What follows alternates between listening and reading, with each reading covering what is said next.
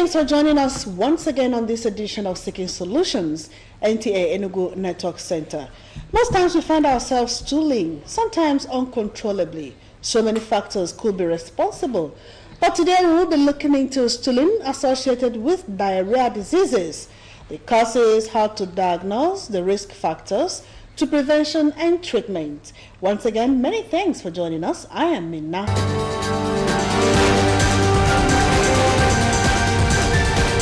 Our guest doctor today is a senior registrar in pediatrics, Dr. Iheji Chukwunonso. It's good to welcome you to Seeking Solutions, sir. Thank you so much. All right. So many people see all forms of stooling as diarrhea. Let's start with the necessary definitions. What is diarrhea? Diarrhea, for us to define that, we need to look at that in terms of the frequency and in terms of the consistency of the stool. So, in terms of the consistency, any stool that is watery or loose in consistency, or simply put it, any stool that takes the shape of the container is said to be diarrhea.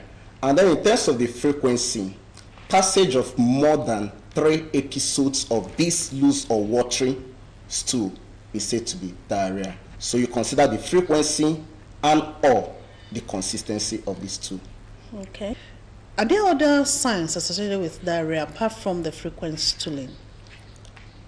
Okay, because if you consider what happens, the person is passing watery stool, the stool is not formed, so when that happens, the person is losing a lot of things.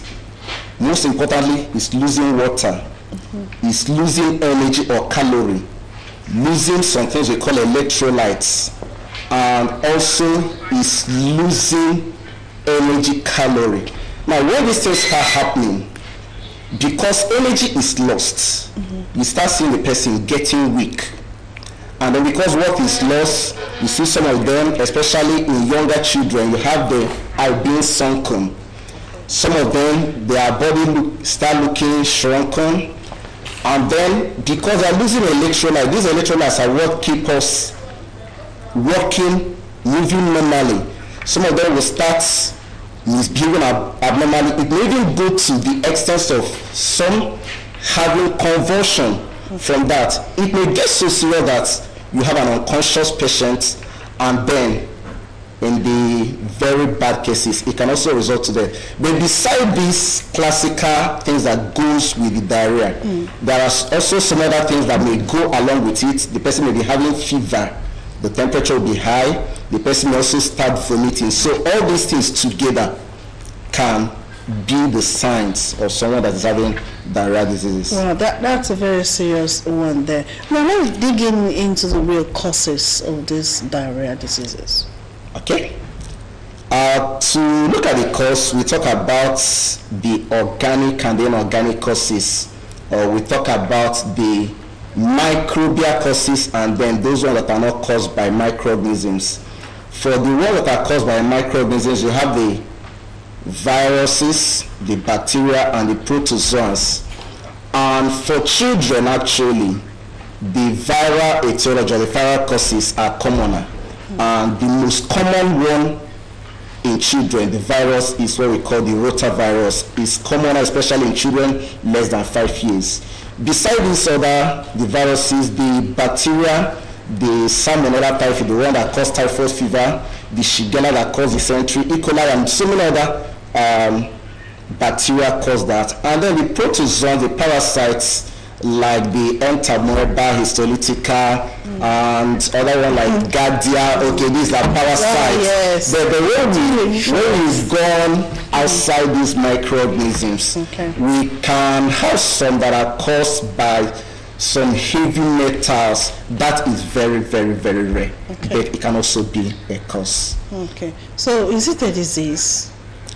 Diarrhea itself is a symptom of a disease. However, if you start talking about diarrhea diseases, you now talk about diseases that manifest or have one of its manifestations as diarrhea, that is passage of loose watery stool. So that becomes a symptom of so many diseases. Okay, let's go there. What are the other diseases that can manifest itself through diarrhea as one of its symptoms? The commonest one is the one we call acute gastroenteritis, okay? The one that happens in children, vomiting, stooling, fever goes together. Okay. Majorly of viral cause.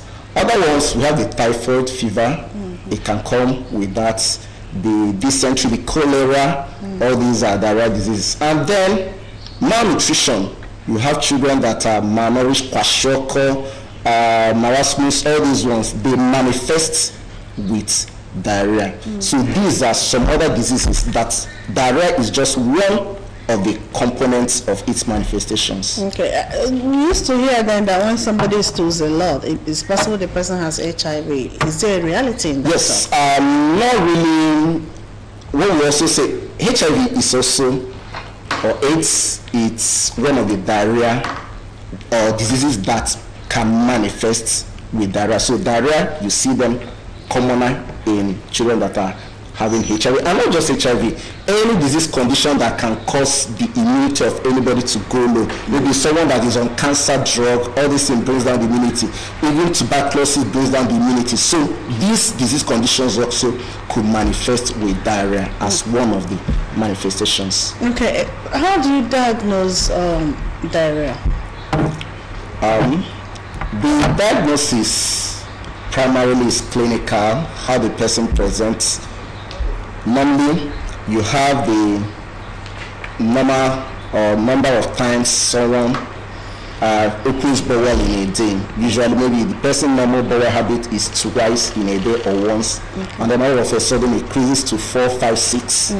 Okay, and then the stool used to be normal, well formed, and this time around is becoming watery or loose. So that is the first pointer. It's alarming. And then beside this, the other thing are the signs we talked about that go with it, weakness and other things. Now, this may tell you that it's not just that this person is losing things, but it has also started affecting the system, the electrolytes, the water. And then beside all these things, you now need to, other things you can do to diagnose that is when you now start looking at what is the exact cause of this diarrhea. That's when you now start doing some laboratory investigation, laboratory tests, where the stool may be taken to the lab. So you need to check this stool, what is causing that. Is it virus? Is it bacteria? Is it parasite? And then you also need to start looking at the electrolyte. This child have been losing, person have been losing, passing to losing the electrolyte. We need to know this time around the electrolyte in the body. What is the quantity?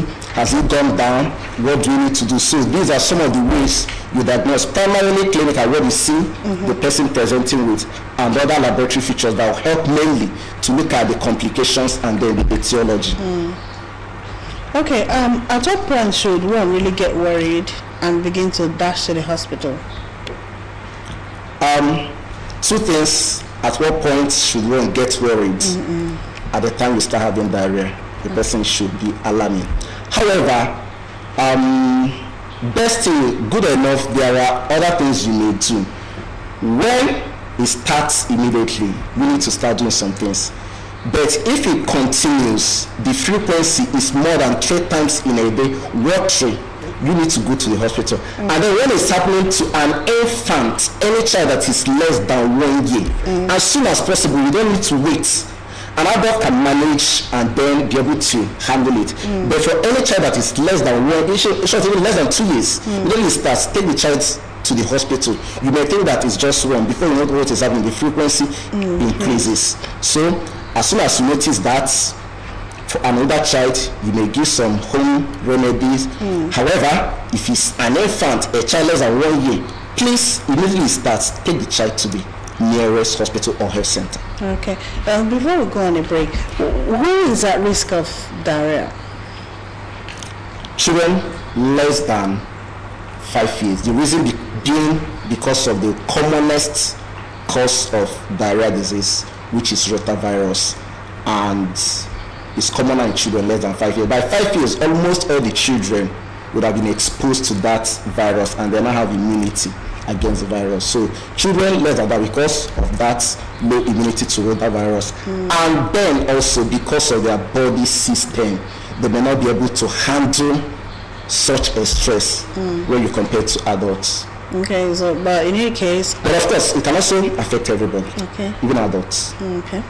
You're still on to Seeking Solutions, and we're here discussing diarrhea diseases. I'm sure the points are pointing to one or two things that you're already familiar with. And of course, Dr. Iheji Chukwunonso is still very much in the studios. But we'll take a short break now, after which we'll be right back. Stay with us.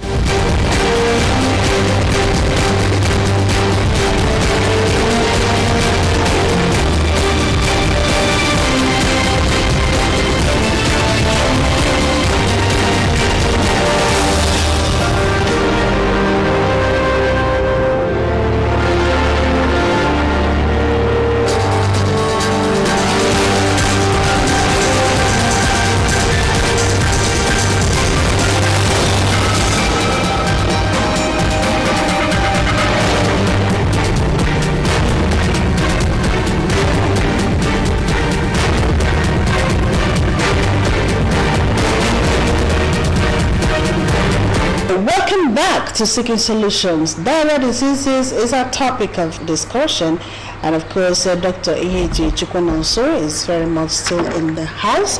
Well, doctor, we try to figure out who and who is at risk of this diarrhea before the break. But let's now talk about prevention. Can diarrhea actually be prevented, and how? To a large extent, it can. Diarrhea diseases, most of them is actually, the transmission is always say fecal, okay, maybe something that what you picked from the stool and mistakenly because of poor hygiene or whatever transferred to the mouth.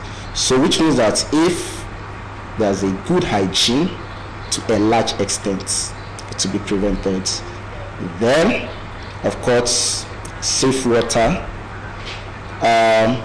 Beyond this, one major important factor in prevention is exclusive breastfeeding.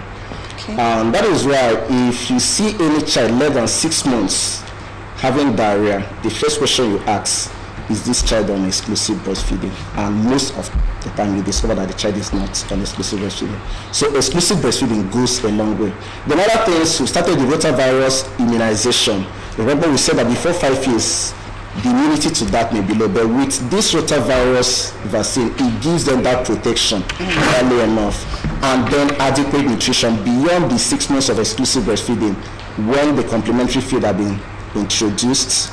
Okay, if the child is being fed well and the child is not malnourished, well nourished, it reduces the risk of diarrhea disease. In short, when it comes to malnutrition and diarrhea, they go hand in hand. Recurrent episodes of diarrhea will lead to malnutrition.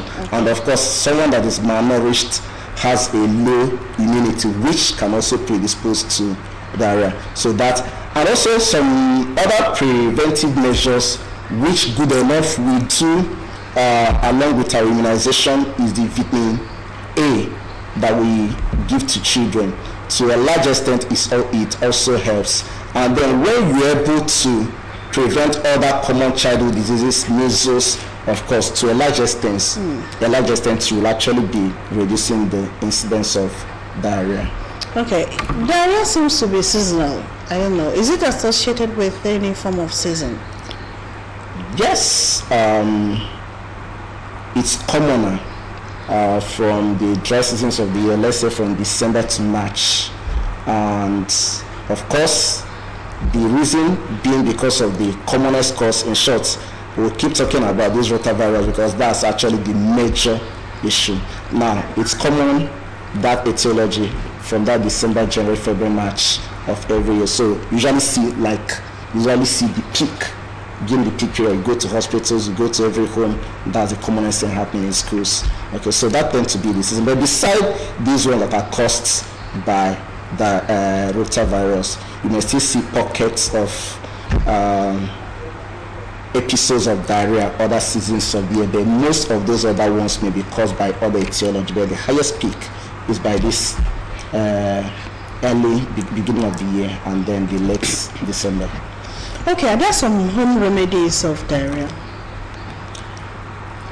Home remedies for diarrhea. Yes, there are some things we do.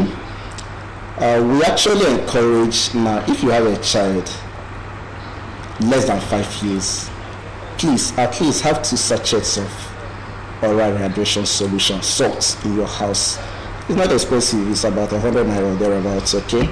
And then, even if it expires, you can buy another one again. It's very cheap. And almost every chemist shop by the roadside will have, it's not a common. So when we talk about abusing drugs, it's not for ORS. We encourage everybody to have that at home.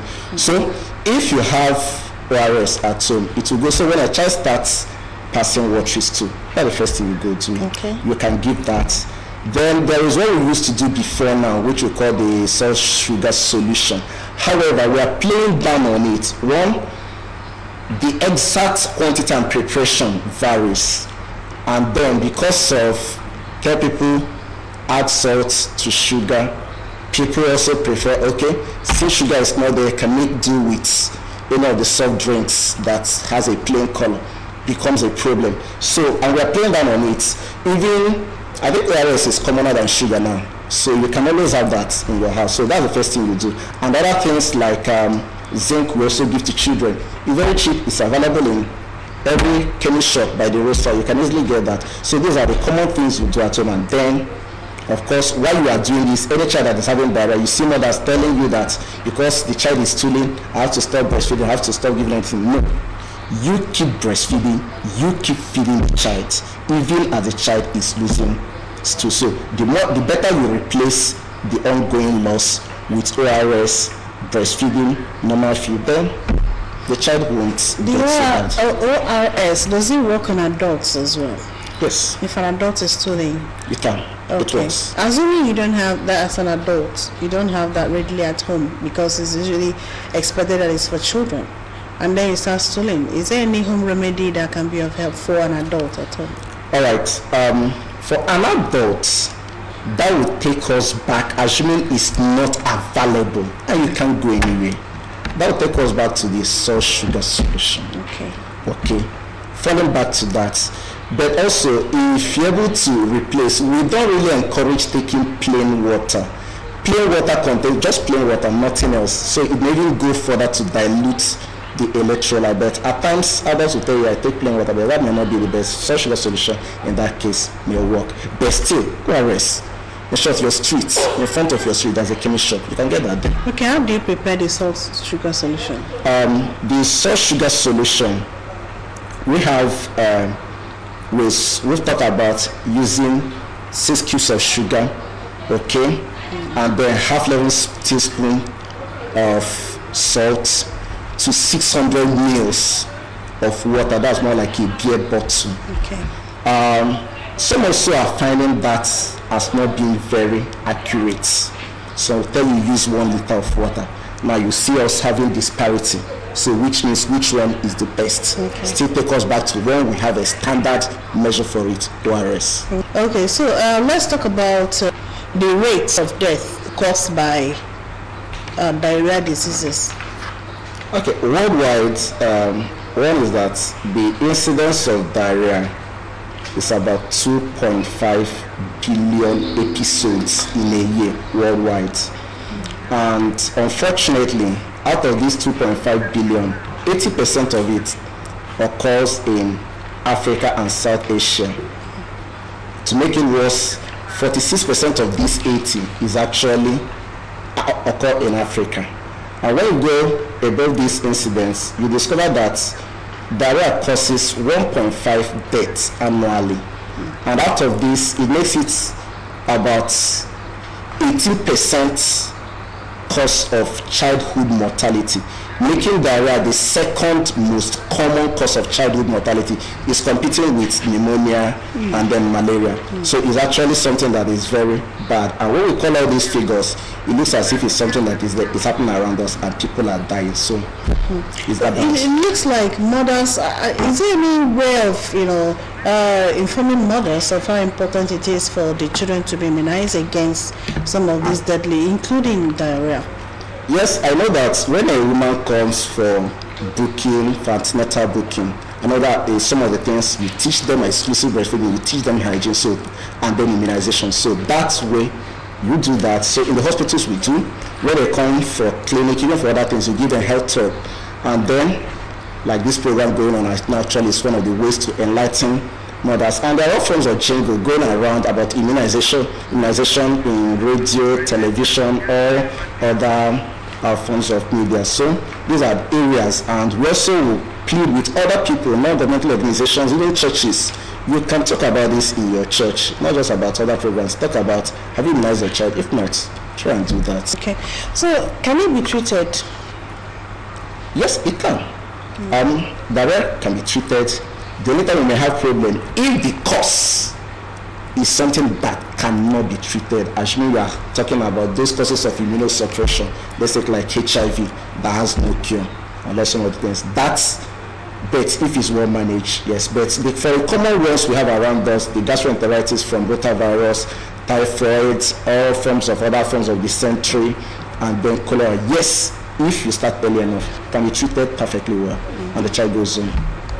Okay, you know when children are very small, especially when they start crawling, children have the tendency of picking things around and putting in their mouth. And it's generally believed that those are the real causes of diarrhea that children have. So, is it true? And how can mothers go extra mile to ensure the sanitary situation of their children? Okay, it's true. It's true. We are dirty environments. And of course, these children, to some extent, you may not be able, even when they go to school, for those that are no longer calling but are working, they pick up a lot of things. So we encourage in your house, mop your house very well. Wash the clothes of these children. And I thought you see mothers do some very not good things. A child is stooling, for example, let's say the person has even started, and you are trying to treat. After changing the diaper, use that same hand, you haven't even washed your hands, and you're using that to prepare the ORS you're using to treat that. It can't work. So wash your hand before you prepare the food. Clean the surroundings. You may not be able to control where the child moves around. Some of them even go to the toilet, wash their hands inside the toilet. So you wash the environment, clean it very well, make sure that the environment is tidy. And of course, we also extend this appeal to those that have daycare centers. Keep the environment clean. They stool, they urinate anyhow, clean it up. When you have house helps, also teach them. We also discover that babies or children that are cared for by the mother tend to have lower risk or incidence of diarrhea than those that are cared for by the house help. So still the same issue of being careful how you prepare or keep the environment of these children very clear. So clean the environment, wash their clothes, wash their hands.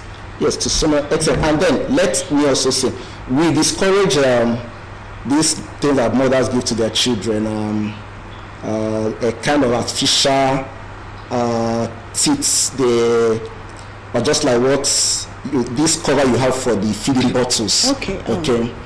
We discourage that because you see that a child put it in the mouth so that the child will not cry. Yeah. The next thing it falls off, they pick it again and put it back in the mouth. And of course, that's one of the easiest way of transmitting that. And let me also add the issue of using feeding bottles. If you want to feed a child, use cup and spoon, not feeding bottle. Feeding bottle is also a risk factor to diarrhea in children. Okay. All right, Doctor, your final words on diarrhea before we round up. Diarrhea is actually a very bad disease. It can kill. That's the commonest, that's the second most common cause of childhood mortality worldwide. However, it can be prevented. Do the basic thing, keep your environment clean, immunize the child with rotavirus and all forms of immunization, clean your environment, exclusive breastfeeding, keep your environment clean, good water and complementary feeds, and to a large extent, diarrhea disease will be prevented. And then, even when it occurs, ORS is there for you. It will reduce the child coming down with mortality as deaths. Thank you so much. Thank you so much, Dr. Iheji, for your time on Seeking Solutions today. Thank you so much. Thank you. I appreciate it. All right, people, you have heard it all. Diarrhea is not as simple and as easy as we think. And children's, hygiene is very important. Do not let the crawling kids, crawl all over the place, especially in a very dirty environment. Always keep our environments clean, and that way we will reduce the death rate. That's the mortality rate of these children. And it's not just about children too. Diarrhea is also a risk for adults, so you know what to do. Keep your environment clean, up your game hygiene-wise. And that's what we'll call it today on today's edition of Seeking Solutions, NTA Enugu Network Center. I want to thank you so much for your time. Enjoy your weekend. Till next week. Goodbye.